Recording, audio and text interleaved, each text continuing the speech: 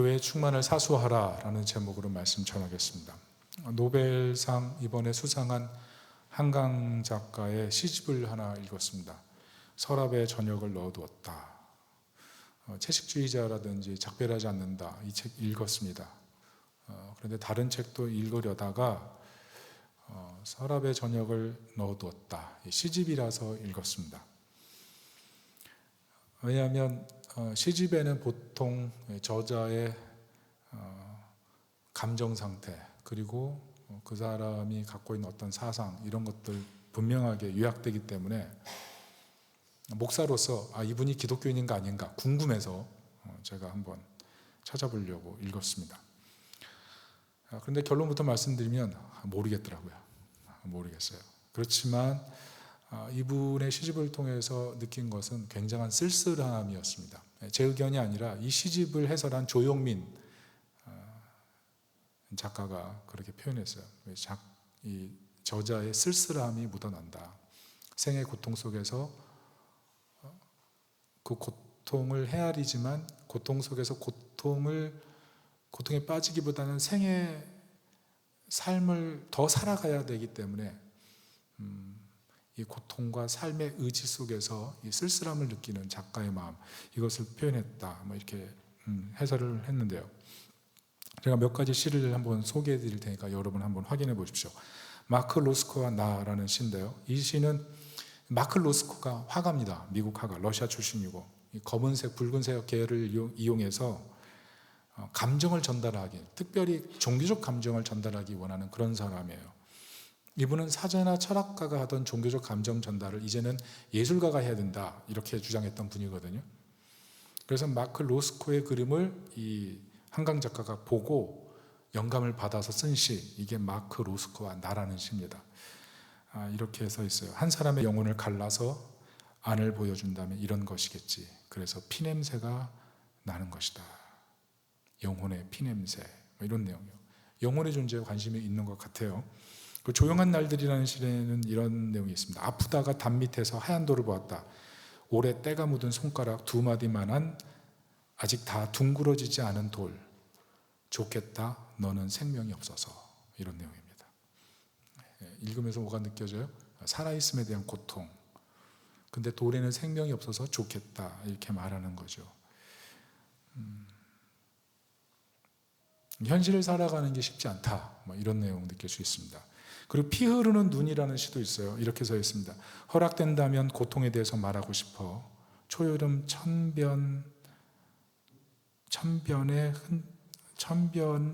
여러분, 이 천변이 뭐냐 하면 이 방패자리와 독수리자리, 이 별자리에 있는 별 이름이에요. 이 천변이 밝게 빛나면 세상이 좋아지고 천변이 어두워지면 세상에 난이 일어난다. 그래서 천변의 별자리를 사람들이 이제 유심히 봤던 것 같아요. 근데 그 천변의 별자리를 버드나무 아래에서 이제 보고 있는 그런 상태에서 시를 쓴 겁니다. 이렇게 써 있어요. 초여름 천변, 흔들리는 커다란 버드나무를 올려다보면서 그 영혼의 주파수에 맞출 내 영혼이 부서졌다는 걸 깨달았던 순간에 대해 정말 허락된다면 묻고 싶어. 차가운 타일 바닥에 무릎을 꿇고 믿지 않는 신을 생각할 때 살려줘 라는 말이 어슴풀에 빛난 이유. 눈에서 흐른 끈끈한 건 어떻게 피가 아니라 물이었는지 더 묻고 싶어. 고통이 왜 왔는지 묻고 싶은 거예요. 무릎을 꿇고 믿지 않는 신에게 묻고 싶었던 거죠. 이런 걸 보면 작가가 좀 영적인 것에 관심이 있다, 이렇게 볼 수가 있습니다. 그리고 제가 이분의 글을 읽으면서 항상 제3자의 시선이 갑자기 이게 등장하거든요. 그러면서 이게 뭔가 생각했는데, 이분을 가르치는 은사가 이분의 첫 시를 보면서 너는 무당기가 있다, 이런 얘기를 했대요. 그런데 약간 좀 그런 느낌이 좀 있습니다. 서울의 겨울이라는 시인데 이 마지막일 겁니다. 이 시는 고통 속에서도 시인이 살아가는 그 힘을 발견하게 하는 그런 시의 내용입니다. 이렇게 써 있어요. 어느 날이 와서 그 어느 날에 내가 온다면, 그날에 내가 사랑으로 온다면 내 가슴 온통 물빛이겠네. 내 사랑 내 가슴에 잠겨 차마 숨 못 쉬겠네. 내가 내 호흡이 되어주지, 내 먹장 입술에 벅찬 숨결이 되어주지. 내가 온다면 사랑아. 인생의 고통 속에서도 어떤 사랑으로 힘을 삼으려고 하는 그런 마음. 잠깐 시를 읽었지만 우리가 무엇을 느낍니까? 삶의 쓸쓸함들. 이 시를 분석한 조현정이라는 그분의 말처럼 삶의 쓸쓸함이 있어요. 현대를 근데 살아가는 우리 모두가 이런 것 같아요. 의지하고 싶은데 의지할 것이 없는 쓸쓸함. 구원받고 싶은 고통인데 그 고통에서 구원받지 못하고 그냥 인생을 계속 살아가야 되는 그 쓸쓸함. 가정에 문제가 있어요. 해결해야 돼요. 해결하지 못하고 그냥 계속 살아가야 되는 그 쓸쓸함. 내 인생에 어떤 갈등이 있어요. 근데 그 갈등을 해결하지 못한 채 갈등을 바라만 보고 그냥 그걸 놔두고 계속 앞에 있는 문제를 해결하면서 그냥 살아가야 되는 인간의 쓸쓸함. 그 쓸쓸함. 그게 우리 얘기가 아닌가 싶어요. 최근에 들은 어떤 소식이 있습니다. 어떤 교회 청년인데 신천지 이단이죠. 거기를 간대요. 그래서 목사님이 왜 가냐 물어봤대요. 너는 왜 교회도 다니고 신천지도 가냐? 그랬더니 신천지에 가면 자기가 할 일이 분명하대요. 거기 가면 전도하니까, 거기 가면 뭔가를 열심히 추수하니까 자기가 살아있는 느낌이 든다는 겁니다. 그 교회를 가면 소명감을 준다는 거죠. 그러면서 그 교회도 가고 이 교회도 오고 그런다는 것입니다. 근데 이 얘기를 들어보면서 그런 생각이 들었어요. 왜 청년이 그렇게 행동하나? 그 행간을 들여다보면 자기가 지금 다니는 교회는 전통적인 교회고 청년이란 자신이 그 자리에 그 교회에 있을 자리가 없다는 겁니다. 그리고 어떤 봉사할 기회가 없다는 겁니다. 그러니까 그곳에 가면 자기가 있는 것 같은 느낌이 든다는 거죠. 이 자리, 기회, 굉장히 중요한 단어인데 오늘 시대의 조직과 단체에서 가장 힘든 게 뭐냐면 자리가 없고 기회가 없다는 겁니다. 나이 들어가면서 힘든 이유가 뭐냐면 자기 자리가 없고 자기 기회가 없다는 거죠. 그래서 오늘날 조직이나 단체에서 굉장히 중요하게 생각하는 게 뭐냐면 공간 생산성입니다. 공간 생산성. 기회가 있고 자리가 있고 공간 생산성. 그때 사람은 만족한다는 거죠. 가정에 있는데 공간 생산성이 없다는 건 뭐냐면 내 자리가 없는 거예요. 아빠인데 아빠의 자리가 없고 엄마인데 엄마의 자리가 없는 것. 가족인데 같이 모여서 얘기할 기회가 없는 것. 같이 모여서 어떤 문제에 대해서 논의하고 고민하고 풀어가려고 하는 그런 기회를 만들지 않는 것. 공간 생산성이 없는 거죠. 근데 이 공간 생산성이 어떤 말이냐면 환대라는 거예요. 환대. 환대라는 게 뭐냐면 기회를 주고 자리를 주고 공간 안에서 같이 공동체로 형성되고 엮어지는 것. 이게 필요하다는 거죠. 그게 없으면 사람들은 쓸쓸해해요. 그게 없으면 어렵다는 거죠. 오늘 우리가 살펴볼 내용이 환대에 대한 것입니다. 왜냐하면 교회는 그리스도의 환대로 세워진 곳이기 때문에 그렇습니다. 에베소서 1장 23절 이렇게 써 있습니다. 같이 한번 읽어볼게요. 시작. 교회는 그의 몸이니 만물 안에서 만물을 충만하게 하시는 이의 충만이니라. 무슨 말씀입니까? 교회는 세상 속에서 하나님께서 주신 그 충만함을 가지고 세상에 충만함을 전달하는 환대의 장소가 되어야 된다는 겁니다. 믿는 자, 믿지 않는 자, 가진 사람, 가지지 않은 사람, 강한 사람, 약한 사람 모두가 어우러져서 하나님 안에서 충만함을 느끼고 그 충만함으로 세상 속에 들어가서 살아갈 수 있는 그 환대의 능력, 그리스도의 그 충만함을 맛보는 곳, 그게 교회가 되어야 된다는 겁니다. 그래서 교회 오면 인생의 고족함을 겪고 있던 사람들이 회복되는 거죠. 인생에 갈등이 있는 사람들이 교회 오면 그리스도의 충만 때문에 세상을 이길 힘이 생기는 거예요. 그게 교회가 가지고 있어야 될 능력입니다. 에베소서 1장 12절은 이렇게 말씀합니다. 같이 읽어볼게요. 이는 우리가 그리스도 안에서 전부터 바라던 그의 영광의 찬송이 되게 하려 하심이라. 교회를 통해 하나님이 나를 얼마나 아름답게 부르셨는지, 장차 내가 얻을 기업이 얼마나 영광스러운 것인지, 나를 부르신 하나님의 능력이 얼마나 큰 것인지 이것을 깨닫게 되면, 하나님 안에서 살아가는 삶을 깨닫게 되면 그때부터는 입술에서 노래가 나온다는 거죠. 입술에서 찬양이 나온다는 겁니다. 우리가 청소년 때나 청년 때 가요 많이 듣잖아요. 나이 드신 분들도 지금 이제 요즘 계속 임영웅 씨 같은 거 노래 막 부르면서 즐거워하잖아요. 어떤 분이 그러대요. 목사님, 트로트를 모르면 목회할 수 없습니다. 트로트를 좀 보래요. 서양 사람들이 뭘 좋아하는지. 근데 사실 여러분 트로트를 많은 사람들이 안 듣는 것 같은데 국민의 60%가 트로트를 좋아합니다. 미안하지만 저는 잘 안 듣습니다. 그렇지만 노래하게 만드는 힘이 있다는 거죠. 그런데 그리스도 안에서의 이 충만함, 이게 교회 안에서 경험될 때 부르는 노래가 달라진다는 거죠. 내 가치에 대한 인식이 전환되기 때문에 세상과 비교할 수 없는 기쁨, 형언할 수 없는 기쁨이 마음속에서 뿜어져 나오는 것입니다. 특별히 에베소서 2장 10절은 이렇게 말합니다. 같이 읽어볼게요. 우리는 그가 만드신 바라 그리스도 예수 안에서 선한 일을 위하여 지으심을 받은 자니 이 일은 하나님이 전에 예비하사 우리로 그 가운데서 행하게 하려 하심이니라. 여러분 잘 아시죠? 이 만드신 바, 이게 헬라어로 포이에마입니다. 근데 이 포이에마에서 영어 포임, 시가 나왔습니다. 근데 시가 무슨 뜻이에요? 작품이죠. 시인이 만든 작품, 그게 포임이죠.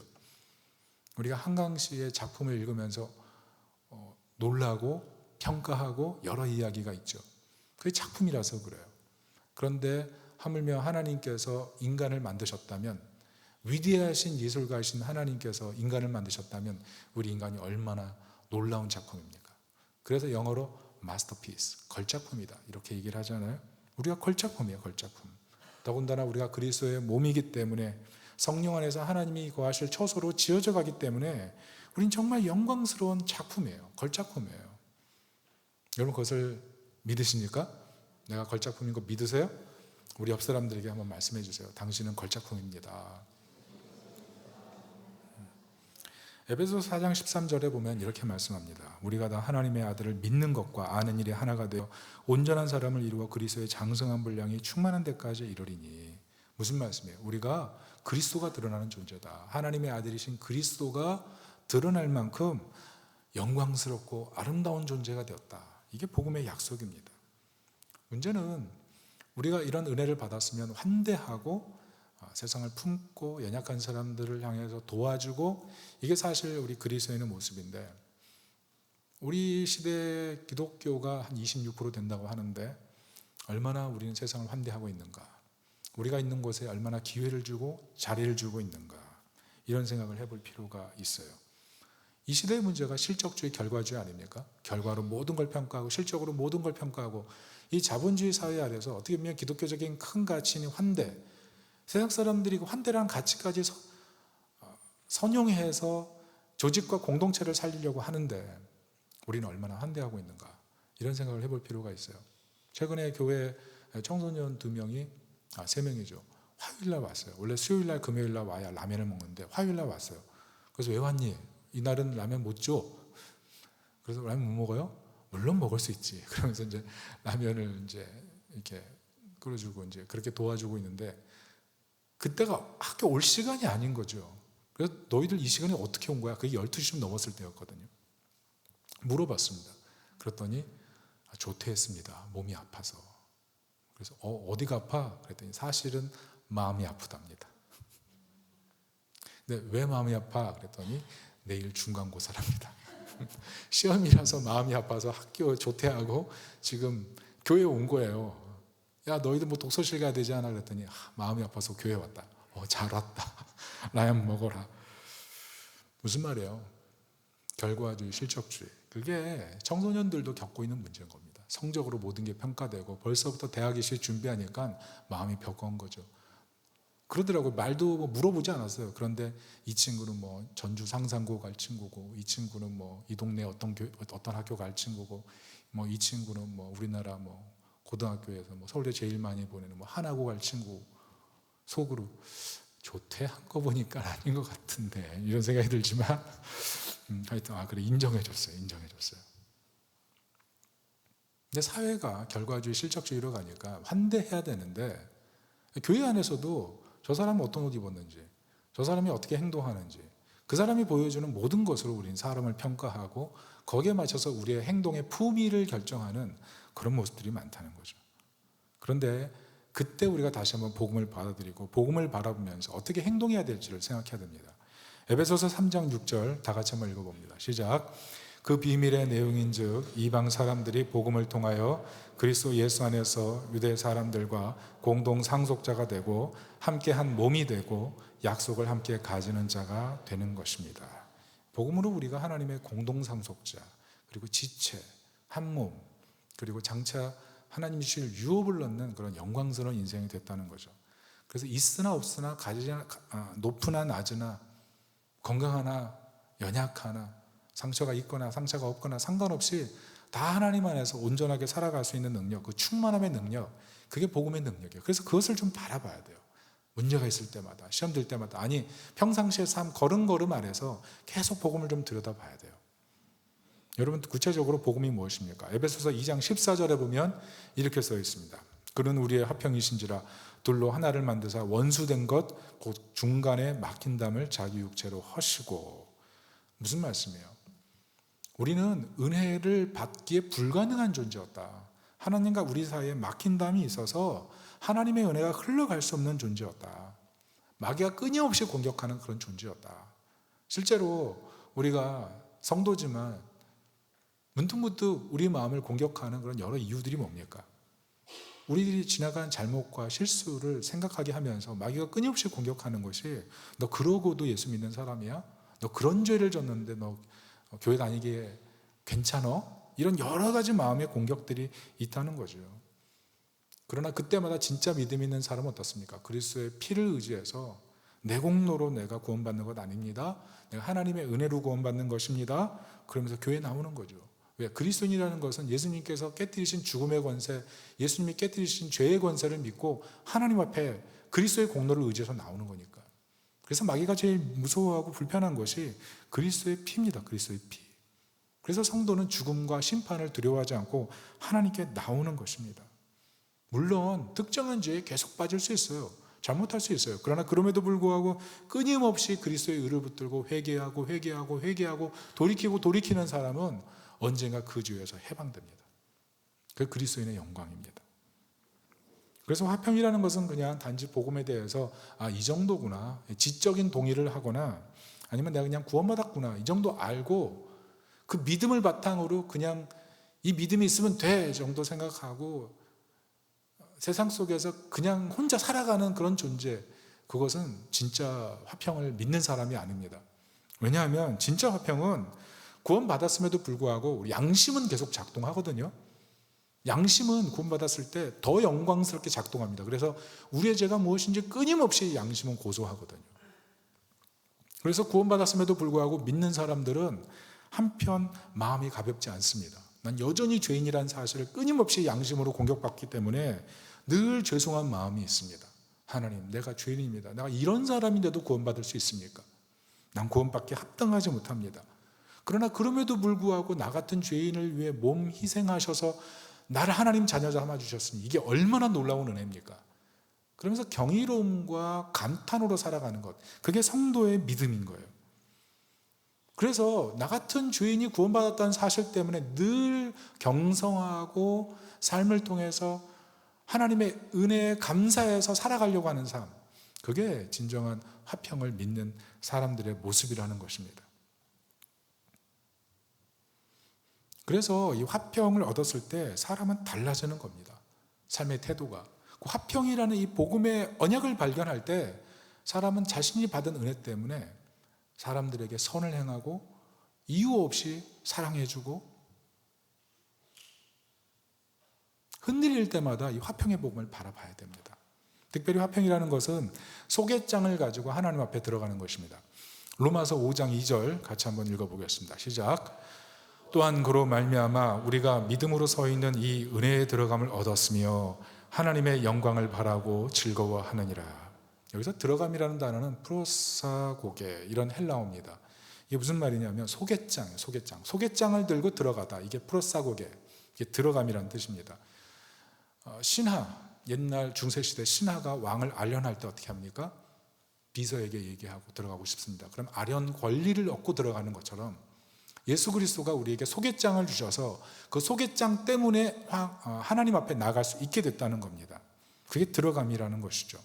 그게 그리스도의 의의 옷을 입는 것입니다. 의의 옷을 입었기 때문에 들어갈 수 있는 겁니다.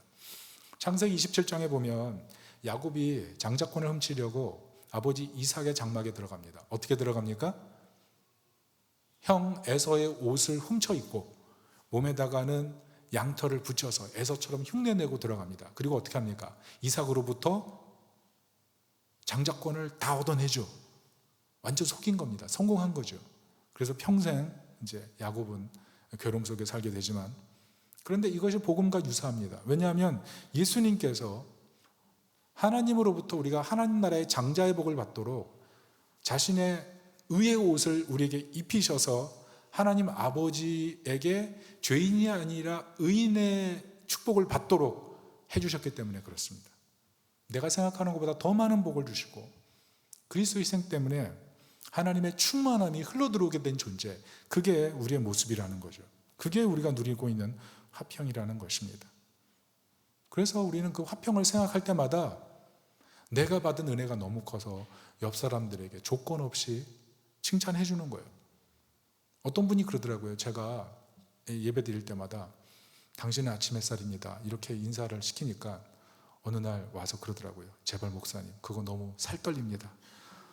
그 인사는 좀 안 했으면 좋겠습니다. 근데 제가 볼 때 우리 성도님 한 분 한 분이 저는 아침 햇살처럼 보이거든요. 그렇지 않습니까? 물론 부담스럽겠지만 옆에 사람들에게 인사해 주세요. 당신은 초롱초롱한 아침 햇살입니다. 우리가 그만큼 많은 사랑을 받았기 때문에 그렇습니다. 요한복음 17장 24절엔 그러나 이것보다 더 화평의 능력이 얼마나 큰 것인지를 알려줘요. 예수님께서 이렇게 말씀하셨습니다. 같이 읽어볼게요. 아버지여, 내게 주신 자도 나 있는 곳에 나와 함께 있어 아버지께서 창세 전부터 나를 사랑하심으로 내게 주신 나의 영광을 그들로 보게 하시기를 원하옵나이다. 이게 무슨 말입니까? 예수 그리스도께서 십자가에 달리시기 전에 겟세마네 동산에 올라가서 하나님 앞에 직구하시며 간절히 기도하신 내용이에요. 하나님, 나를 믿고 내 안에 거하는 자녀들은 내가 아버지의 영광을 본 것처럼 그 영광을 동일하게 볼 수 있도록 축복해 주십시오. 그런데 실제로 우리가 화평을 누리고 난 다음에 경험하는 것이 무엇이냐면 하나님의 영광이에요. 작은 영광을 보게 됩니다. 예배 때, 찬양 때, 삶에서 그 작은 영광을 보게 됩니다. 사도행전 7장에서는 스데반이 하나님의 영광, 그리스도의 영광을 봅니다. 그리고 마태복음 17장에서는 제자들이 예수님의 영광을 보고, 다메섹에서는 바울이 하나님의 영광을 보지 않습니까? 예수 그리스도의 빛나는 영광을 보고 눈이 멀 정도로 그 영광을 크게 보죠. 그리고 일시에 예수님의 승천을 500의 형제들이 다 목도하고 영광을 돌리지 않습니까? 그리고 그 사람들이 온 세상에 퍼져서 하나님의 영광을 볼 수 있도록 사람들을 환대한 것입니다. 그게 복음 사역이고 선교 사역이었습니다. 우리는 살면서 이 작은 영광을 계속 볼 수 있는 특권을 얻은 사람들이에요. 그리고 성경의 약속이 무엇입니까? 빌립보서 3장 21절입니다. 같이 읽어볼게요. 시작. 그는 만물을 자기에게 복종하게 하실 수 있는 자의 역사로 우리의 낮은 몸을 자기 영광의 몸의 형체와 같이 변하게 하시리라. 분명히 낮은 몸입니다. 연약한 몸입니다. 상처투성입니다. 쓸쓸함 투성입니다. 문제가 많습니다. 그런데 화평의 언약을 통해서 우리는 장차 그리스도의 영광의 형체로 변화된다는 것입니다. 그러면 이 화평의 복음을 알게 되면 문제가 있어도 더 이상 그 문제에 얽매이지 않고 문제 위에 있는 하나님의 눈을 가지고 다시 바라보게 됩니다. 하나님의 크신 계획이 무엇일까요? 하나님의 인도하심이 무엇일까요? 하나님이 우리를 걸작품으로 만드셨다는 사실 때문에 지금까지 내 몸의 약함과 나의 삶의 연약함을 보면서 좌절했던 사람이 그럼 나에게 임하실 하나님의 뜻이 무엇입니까 생각하고 그 약함 속에서도 하나님을 의지해서 한 걸음 한 걸음 영광스러운 걸음을 옮기기 시작한다는 거죠. 인생이 변화되게 되어 있습니다.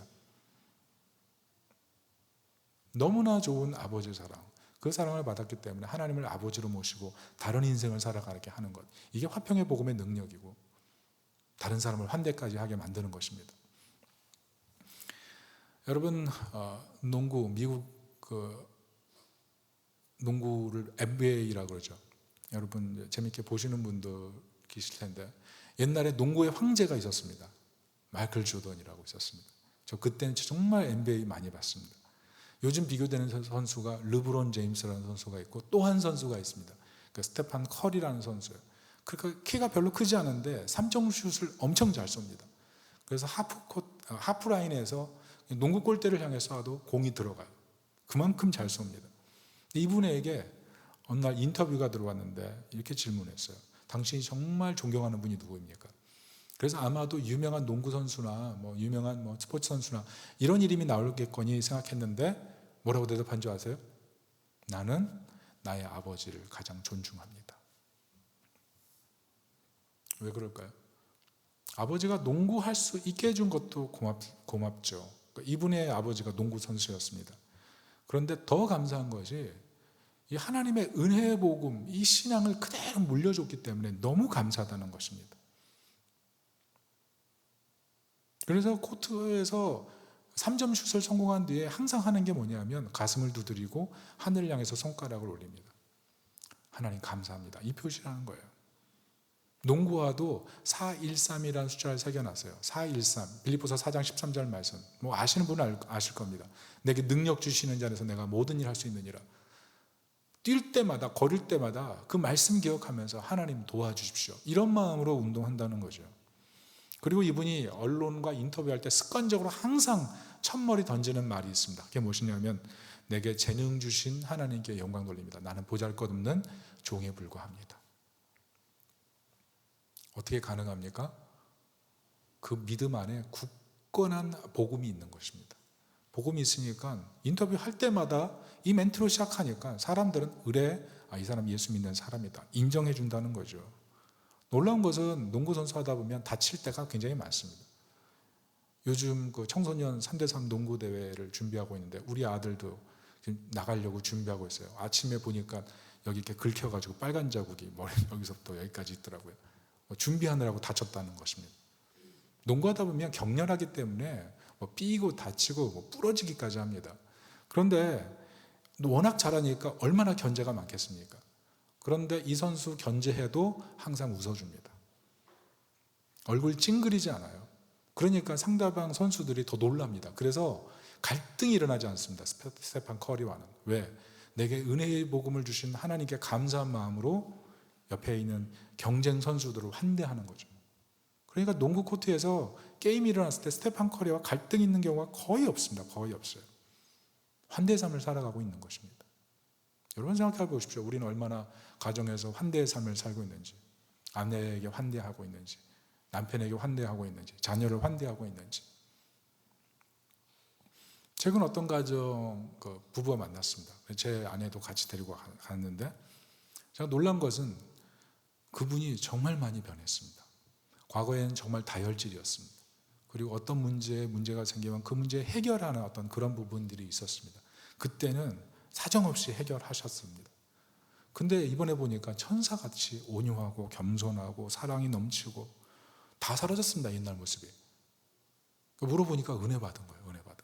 하나님 다시 만난 거죠. 그런데 요즘 이 가정의 고민이 뭐냐면 자기 자녀들 때문이에요. 자기 자녀들이 옛날에 자기 모습을 닮아서 불 같다는 것입니다. 어떤 문제가 생기면 불같이 화를 난대요. 이게 좀 너무 걱정이라는 겁니다. 근데 그 교회에서 가르치는 게 뭐냐면 자녀에게 잘못하면 부모가 무릎 먼저 꿇어라. 부모가 그 자녀 앞에서 무릎 꿇고 사죄하고 내가 잘못 가르쳐서 미안하다. 내가 너 화나게 해서 미안하다. 내가 잘못한 게 너무 많았다. 이런 고백을 하라는 거죠. 왜냐하면 이 자녀를 키울 때 사실 부모가 뭐 알고 키웁니까? 처음부터 부모였던 사람은 아무도 없지 않습니까? 그러니까 미안할 게 많죠. 그거 고백하라는 얘기입니다. 그래서 앞으로도 그 교회에서는 계속 잘못할 때마다 무릎 꿇으라고 하는데 자기 그렇게 할 마음이 있다. 이렇게 은근히 얘기하시더라고요. 제가 그것을 들으면서 많이 찔렸습니다. 그날 아침에 신방 가려고 나올 때 자녀 혼냈거든요. 제가 혼낸 건 아니었습니다. 돌아오면서 우리 너무 많이 혼낸 것 같아. 어떻게 해야 되지? 그리고 집에 들어왔는데 마침 혼낸 자녀 말고 다른 자녀가 식탁에 앉아서 혼자 밥을 먹고 있는 것입니다. 그래서 우리 부부가 장난기가 발동해서 그 앞에 가서 무릎을 꿇고 밥을 먹고 있는 애한테 가서 미안해. 덮어놓고 미안해. 그러니까 눈이 이렇게 커졌어요. 왜 그래? 갑자기. 그렇게 얘기하더라고요. 그러면서 엄마 아빠 비켜줘. 반찬 더 갖고 와야 돼. 그래서 이제 반찬 갖다 주고 이제 끝났는데 그냥 장난스러운 분위기에서 진행이 됐지만 속으로 내가 자녀를 키우면서 정말 미안한 것에 대해서 더 미안하다고 얘기하고 섬기는 마음으로 예수님의 사랑으로 환대하면서 키웠더라면 얼마나 가정의 분위기가 좋아졌을까 하는 그런 깊은 후회가 있더라고요. 여러분은 어떠십니까? 자녀를 키우면서 또 가정생활을 하면서 사랑하기 가장 힘든 관계가 부부관계라지 않습니까? 어떤 사람이 그렇게 글을 썼더라고요. 예쁘다고 하면 예쁘게 보이는 거고 미워하는 마음이 들어오면 그때부터 미움과 미움이 계속 양산되는 거라고. 예쁘다 하면 예쁘다 하게 되고 밉다 하면 밉다 하게 된다는 겁니다. 근데 우리 마음에 어떤 마음이 있는지. 세상에 어려운 일이 두 가지래요. 모르는 것 가르쳐 주는 것. 그거 어려운 일이랍니다. 교사들 하는 거. 그 두 번째는 남의 주머니에 있는 돈 내 주머니로 넣는 거. 그거 어려운 일이랍니다. 기업가. 근데 이 두 가지를 한꺼번에 하는 분이 있답니다. 마누라. 그래서 항상 가르치고 항상 돈을 가져가고 그래서 마누라의 말을 듣지 않으면 살기가 어렵다. 누가 이런 글을 썼는지 참 신기합니다. 그런데 딱 꼬집은 거죠. 그만큼 가정생활을 하면서 같이 잘 살아가는 거 이게 어려운 일이라는 거죠. 기독교인의 가정에서 정말 이 화평의 복음이 잘 적용된다면 얼마나 놀라운 일이 생기겠습니까? 문제는 마귀가 끊임없이 이 은혜의 충만함 이것을 잃어버리게 만든다는 것입니다. 며칠 전에 제가 저녁 12시인가요? 요즘 아내가 교회에서 이제 성경을 가르치는 그런 성경대학 코스를 준비하고 있습니다. 그래서 밤늦게까지 좀 공부하고 있는데 저랑 밤 12시에 이제 퇴근을 하고 이제 집에 가고 있었습니다. 그런데 누가 싸우는 소리가 막 들리는 겁니다. 웅성웅성. 밤에는 작은 소리도 크게 들리지 않습니까? 가보니까 그 청소하시는 분하고 지나가던 분하고 싸움이 붙은 거예요. 얘기를 들어보니까 청소하고 있는데 지나가던 분이 쓰레기 더미에다가 자기 쓰레기를 집어넣은 겁니다. 근데 그걸 보고 항의를 한 겁니다. 왜 쓰레기 치우고 있는데 당신 쓰레기를 여기에 집어넣습니까? 그랬더니 이분이 화가 난 거죠. 아니 쓰레기 더미에 쓰레기 좀 집어넣었다고 뭐 그렇게 그러느냐. 그러면서 막 서로 옥신각신 하는데 정말 깜짝 놀랐습니다. 분명히 옆에서 볼 때 굉장히 점잖으신 여성분이었거든요. 그런데 그 입에서 막 험한 말이 나오기 시작하는데 나중에는 아니 청소하는 사람이 자기 일이나 잘하지 뭔 이런데 뭐 간섭이야 그러면서 막 하대까지 하더라고요. 그래서 이걸 어떻게 해야 되나 그러고 있는데 그러면서 화를 내고 가버리더라고요. 이제 거기서 이제 전 끝난 줄 알았습니다. 그런데 그 가는 방향이 같아서 따라가는데 그분이 그 새벽에 허공을 향해서 쌍욕을 하기 시작하는 거예요. 뭐 나쁜 X, 뭐 못된 X, 이거보다 더 심한 XXXX 하면서 계속 저 깜짝 놀랐습니다. 그때 제 아내랑 눈을 마주치면서 눈이 휘둥그레질 만큼 그렇게 욕을 하고 가셨는데 제가 그때 생각한 게 두 가지입니다. 첫째는 저 교회 권사님 아닐까? 이런 생각을 하나 했고 저분 믿는 사람이면 나중에 크게 후회할 텐데 이런 생각 하나 했고 두 번째는 내가 화낼 때 저런 모습은 아닐까? 이런 생각을 했습니다. 내가 화낼 때 저런 모습이어서 하나님 안에서 받은 모든 애를 다 땅바닥에 쏟아버리고 있는 사람은 아닌가. 에베소서 4장 27절에 이렇게 얘기해요. 마귀에게 틈을 주지 말라. 더러운 말은 입 밖에도 내지 말고 듣는 자들에게 은혜를 끼치게 하고 성령을 근심하게 하지 말라. 여러분 정말 우리의 입술과 우리의 삶이 환대가 되어서 받은 은혜를 잘 흘려보내서 우리가 살아가는 세상을 아름답게 만들 수 있기를 축복합니다. 특별히 이것을 적극적으로 보여줄 수 있는 환대의 방법을 오늘 본문이 설명하고 있는데 그것이 기도와 전도입니다. 우리 말씀 18절 19절 우리 같이 한번 읽어보도록 하겠습니다. 시작. 온갖 기도와 간구로 언제나 성령 안에서 기도하십시오. 이것을 위하여 늘 깨어서 끝까지 참으면서 모든 성도를 위하여 간구하십시오. 또 나를 위하여 기도하기를 내가 입을 열 때 하나님께서 말씀을 주셔서 담대하게 복음의 비밀을 알릴 수 있게 해달라고 하십시오.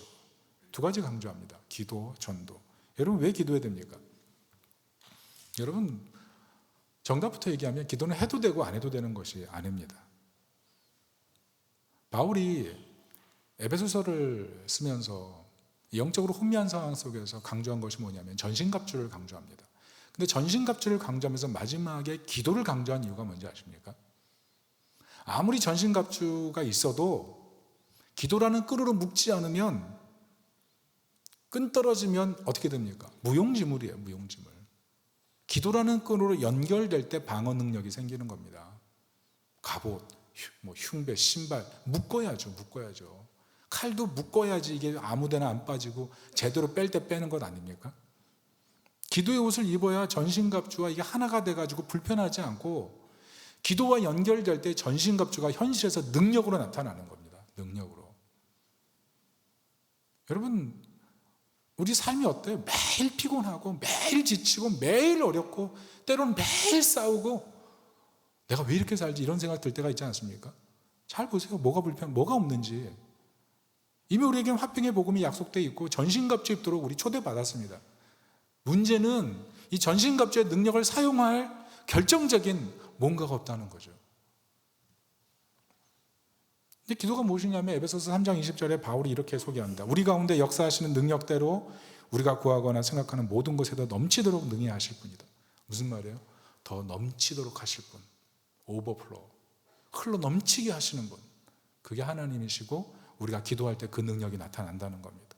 그래서 기도하면 변화되는 겁니다. 기도하면 슬펐던 사람이 기쁨을 얻게 되고, 힘을 잃었던 사람이 새 힘을 얻게 되고, 불평불만하던 사람이 감사하게 되고, 미워하던 사람이 사랑하게 되고, 용서하지 못했던 사람이 이젠 친구가 되고, 과거에는 정말 머리가 너무 단단해가지고 이거 공부하면 저걸 잃어버리고, 공부 하나를 하면 열을 까먹고, 이런 놀라운 신비의 머리가, 하나님 이 돌머리를 고쳐주십시오. 기도하면 어떤 분이 그러더라고요. 돌도 걸면 빛난다고. 지혜가 생기는 거예요. 지혜가. 하나님이 준 지혜로 공부하게 되니까 성적도 오르고. 여러분, 이렇게 은혜를 받으면 어떻게 환대하지 않을 수 없습니까? 환대할 수밖에 없죠. 여러분, 기도의 능력이 필요한 것입니다. 기도의 능력. 그래서 성도는 기도할 기회를 찾아야 됐어요. 기도할 기회를. 마음이 쓸쓸할 때 그때가 기도할 기회예요. 마음에 분노가 일어날 때 그때가 기도할 기회예요. 마음이 낙심이 될 때 그때가 기도할 기회예요. 항상 나를 넘어서지 못하고 실망하고 좌절할 때 그때가 기도할 때예요. 우리 마음에 우상이 얼마나 많습니까? 돈, 안정, 외모, 그리고 영향력, 존경, 명예, 여러 가지 막 우상들이 즐비하지 않습니까? 그것 때문에 하나님을 순종하지 못하는 그 순간, 그때가 기도할 때예요. 하나님 도와주십시오. 하나님의 능력이 없이는 이 우상을 넘어설 수가 없습니다. 살면서 우리가 배운 게 뭡니까? 나를 힘들게 하는 사람, 때로는 짓밟힐 만큼 능력을 가져라. 근데 능력이 없으면 뭐라도 해요? 말싸움이라도 이겨라. 우리가 세상을 살면서 그렇게 살잖아요. 그래서 말로 잘 싸우는 게 너무 그냥 습관화돼가지고 아무 때나 막 함부로 말하고, 심지어는 누군가가 복수할 대상이 너무 힘이 세면 집에 돌아와서 난 왜 이렇게 불행할까? 난 왜 이렇게 불행할까? 내가 죽는 게 나아. 입에 그냥 이렇게 달고 사는 분들이죠. 그때가 기도할 기회예요. 그때가. 충만하게 하시는, 우리가 생각하는 것보다 더 넘치도록 하실 그분에게 우리가 믿음을 가지고 기도할 때 바뀔 수 있는 겁니다. 그래서 우리 인생은요, 내 안에 뭘로 채우느냐의 충만 싸움이에요. 충만 싸움. 하나님의 은혜의 능력으로 충만하게 채우든지, 아니면 근심과 염려로 가득 채우든지, 둘 중에 하나입니다. 특별히 우리 안에도 기도 쉬는 분들 많은 것 같아요. 여러분, 기도는 호흡이라 그랬습니다. 호흡 멈추면 죽는 것처럼 기도 없으면요, 영적으로 죽습니다. 특별히 금요기도의 자리에 나와서 인생을 지키기 위해, 가정의 변화를 위해, 자녀의 변화를 위해, 부부관계의 변화를 위해, 내 안에 심긴 우상의 변화를 위해, 복음의 확신을 위해 기도하는 은혜가 있기를 예수님의 이름으로 축원합니다. 마지막으로 왜 전도해야 됩니까? 환대하는 가장 좋은 방법이 전도이기 때문에 그렇습니다. 어떤 분 얘기 들으니까 그러더라고요. 병원 응급실에 갔습니다. 죽기 전이에요. 가족들이 다가와서 전도합니다. 예수 믿어야 됩니다. 근데 거부하는 거예요. 계속 거부해요. 그래서 끊임없이 전도했습니다. 이번이 아니면 끝나니까. 그동안 거부했는데 이번 아니면 끝나니까 계속 전도했어요. 근데 그분이 마지막에 영접하면서 그런 얘기를 하더라는 겁니다. 내가 사실 예수님 영접하기가 너무 부끄러웠습니다. 이분 직업이 산부인과 의사였습니다. 산부인과 의사였는데 살면서 불법 낙태 시술을 너무 많이 한 겁니다. 그러니까 지금까지 자기가 살면서 낙태했던 그 순간들을 생각하면서 너무 죄책감이 마음속에 들어오는 거예요. 하나님 내가 죄 졌습니다. 그러니까 예수님 영접하는 게 너무 미안한 거예요. 나 같은 죄인도 하나님 받아주실까. 교회에 와서 예배드리고 헌금도 하고 그렇지만 양심의 가책이 씻어지지가 않는 거예요. 그래서 영접하는 거 미루다가 여기까지 온 거죠. 그런데 깨달은 게 무엇이냐면 우리가 우리의 능력으로 구원받는 것이 아니라 그리스도의 공로로 구원받는다는 사실을 깨달은 거죠. 그래서 예수의 피를 붙들고 하나님 앞에 나갈 마음의 준비를 하게 된 것입니다. 그래서 거기서 구원받았어요. 마음의 평화가 임하고 하나님 나라에 들어가게 된 거죠. 그런데 의외로 우리 주변에 이렇게 마음의 죄책감을 씻지 못하고 살아가는 분들이 얼마나 많은지 아십니까? 여러분, 마음의 죄책감이 쌓이면요 정말 쓸쓸하고 정말 고독하고 죽고 싶을 만큼 힘든 거예요. 그런데 예수 그리스도의 그 보배로운 피가 우리 마음을 씻고 인생을 씻고 영혼을 씻는다면 그거를 받아들이는 게 얼마나 큰 축복입니까? 그래서 복음인 거예요. 그래서 복음. 그래서 오늘 바울은 자신이 쇠사슬의 메인 사신이 되어 이 일을 감당하고 싶다. 이거 당연히 해야 될 말이다. 이렇게 말하고 있다는 것이죠. 여러분, 당시 에베소가 어떤 곳이었냐면 바울이 3년 동안 머물면서 사역한 곳인데, 이 에베소가 어떤 곳이냐면 로마 제국은 로마로 통하는 모든 아피아 가도가 열려 있는 것처럼 이 소아시아는 에베소를 통해서 모든 도로가 연결되어 있었습니다. 그래서 사도 바울이 여기서 3년 동안 머물면서 두란노선에서 했던 사역이 뭐냐면 교회 개척 사역, 제자 파송 사역, 그걸 계속한 거예요. 그래서 3년 동안 했던 일이 뭐냐면 요한계시록에 나온 7개 교회를 세운 겁니다. 그게 3년 동안 했던 일이에요. 자신의 제자들이 교회를 개척하고 복음을 전도해서 소아시아의 7교회뿐만 아니라 수많은 교회들을 세웠어요. 그래서 이 에베소 지역이 너무나 소중해서 바울이 예루살렘으로 들어가기 전에 밀레도에서 에베소 장로들을 직접 초대해서 다시 한번 복음을 강조하는 것입니다. 왜? 에베소가 중요한 지역이거든요. 에베소가 영적인 교두보였다는 거예요. 복음을 사수할 수 있는 교두보. 그런데 오늘날 이 복음을 사수할 수 있는 곳이 어디냐면 교회인 거예요. 교회. 여러분, 이 교회가 복음을 사수해야 되는 곳인 것을 여러분 믿으십니까? 왜냐하면 이 복음 전도만이 영혼을 살릴 수 있기 때문에 이 교회는 끊임없이 복음을 사수할 수 있도록 가르치고 가르쳐야 돼요. 특별히 청년부에 11월 16일, 17일 양일간 전도하는데요. 제가 깜짝 놀랐습니다. 지금 청년들이 자기 그 전도 대상자 명단을 적어서 냈는데 4분이 적어서 냈거든요. 그런데 24명을 전도하겠다고 적어낸 거예요. 내용만 썼는데. 와, 이 다 쓰면 몇 명이야 도대체? 다 써가지고 그날 집회하면 여기 다 찰 거잖아요. 기대가 되는 거예요. 마음이 설레는 거예요. 이 친구들 분명히 초신자, 불신자, 낙심자였는데 어느 순간 마음에 화평의 복음이 들어가고 그리스도의 충만함이 임하니까 복음을 부끄러워하지 않고 복음을 전하는 사람이 된 거죠. 여러분, 우리가 복음에 있어서 인생을 살면서 자랑할 것을 얻기 위해서는 부끄러워하지 않는데 복음을 부끄러워하는 경우가 얼마나 많습니까? 자기 가족들에게도 전도를 못해요. 복음을 전하니까 너무 대견스러운 거예요. 특별히 청소년부는 11월 3일 날 신목중학교와 함께 3대3 농구를 하는데 벌써 몇 팀이 등록한지 아세요? 13개 팀이 등록을 했어요. 13개 팀. 다 외부팀. 우리 교회는 몇 팀? 한 팀. 그래서 우리 교회는 이게 뭐냐 이런 생각을 하고 있어요. 농구 잘하시는 분들 좀 참여해 주십시오. 좀. 여러분, 환대해야 돼요. 환대. 이럴 때 청년들이 전도할 때 환대하고 청소년들이 전도할 때 환대하고, 특별히 우리 11월 10일 추수감사절 할 때 우리 찬양제 하지 않습니까? 이때 혼자만 오지 마시고 가족들, 주변 친구들 초청하세요. 술 먹지 않아도 이렇게 행복하고 게임하지 않아도 이렇게 즐겁고 영화 드라마보다 더 기가 막힌 반전이 있는 것, 이게 복음이다. 그래서 우리가 찬양한다. 초대하세요. 초대하세요. 그래서 복음으로 환대하는 것, 그런 선물들을 해보시는 것, 그게 얼마나 아름다운 일입니까? 우리는 계속 미루잖아요. 다음에. 여러분, 인색하지 마십시오. 복음을 전하는 일에. 사도 바울은 오늘 기도와 전도를 통해서 교회가 이 부분을 사수해야 된다는 것을 분명하게 전하고 있지 않습니까?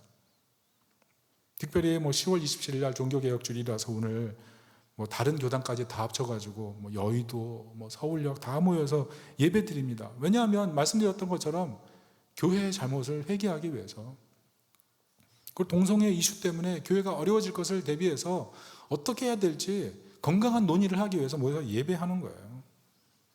여러분, 우리가 하는 이유는 무엇이냐면 우리가 이 잘못된 것에 대해서 우리 의견을 표현하는 것이 전도의 길을 여는 것이라서 그러는 거예요. 전도의 길을 여는 것이기 때문에. 여러분 기억해 주세요. 이 동성애자들이 그냥 우리가 미워하고 저주하고 이럴 대상들이 아니에요. 이 하나님의 똑같은 형상들이고 이들 구원하고 하나님 자녀로 품어야 될 대상들이에요. 우리가 환대될 대상들이에요. 그런데 이 동성애법이 제정이 되면 우리가 환대할 수가 없어요. 교회를 불러들일 수가 없어요. 법 자체가 동성애를 죄라고 명시할 수 없기 때문에 나중에 도리어 교회가 복음을 전하는데 차단이 되기 때문에 건강한 법의 수정을 위해서 우리가 기도하고 하나님께 나아가는 거예요. 미워해서 그런 게 아니라 도리어 차별이 도리어 복음의 평등을 깨트리기 때문에 하나님께 기도하려고 하는 거죠. 많은 사람들이 얘기해요. 성경에 죄가 얼마나 많은데 그것 가지고 그러냐고. 그런데 죄를 죄라고 말할 수 있으면 죄가 되는 건데 죄를 죄라고 말할 수 없으면 그때부터 문제가 생기는 거잖아요. 어떻게 전도해요? 그게 죄가 아니라고 법으로 제정해버리면. 그래서 우리가 그 부분에 대해서 좀 더 복음의 문을 열게 하기 위해서 사도 바울이 고린도전서에 뭐라고 그럽니까? 에베소에서 사역했던 그 시간을 얘기하면서 우리에게 광대하고 유한 문이 열렸다 그러잖아요. 3년 동안 사역하면서 엄청나게 수많은 교회가 세워지는 것을 보면서 우리에게 이 전도의 영광스러운 문이 열려 있는데 우리가 올바로 서여 있어야 된다는 얘기를 하잖아요. 우리도 마찬가지예요. 지금 디지털 미디어 시대고 온라인으로 모든 세상이 연결되어 있는 이 시대에 복음이 더 편만하게 확장될 수 있는 광대한 문이 열려 있는 겁니다. 이럴 때 우리가 복음을 부끄러워하는 것이 아니라 말씀과 기도를 붙들고 성경 기본 원리에 충실하면서 복음을 전하려고 하는 그 마음, 그게 우리 가슴 속에 불타오를 수 있는 그런 우리 예수다손교회 될 수 있기를 예수님의 이름으로 축원합니다. 말씀의 결론을 짧게 맺습니다. 화평의 복음의 능력을 붙드십시오. 우리가 하나님 나라의 걸작품입니다. 우리 변화될 수 있습니다. 지금 해체 시대입니다. 해체 시대예요. 다 해체예요. 결혼도 해체되고 가정도 해체되고 권위도 해체되고 성 정체성도 해체되고 문제 많아요. 문제 많아요. 세월을 아끼십시오. 때가 악해요. 이때 복음의 능력을 붙들고 살아가야 세상 문화 속에서 올바로 살 수 있어요. 올바로 부딪힐 수 있어요. 우리 주변에 복음의 능력을 모르는 분들에게 이 기도와 전도를 통해서 하나님 나라에 참여하게 하는 영광스러운 길을 갈 수 있기를 예수님의 이름으로 축원합니다. 아멘. 우리 같이 한번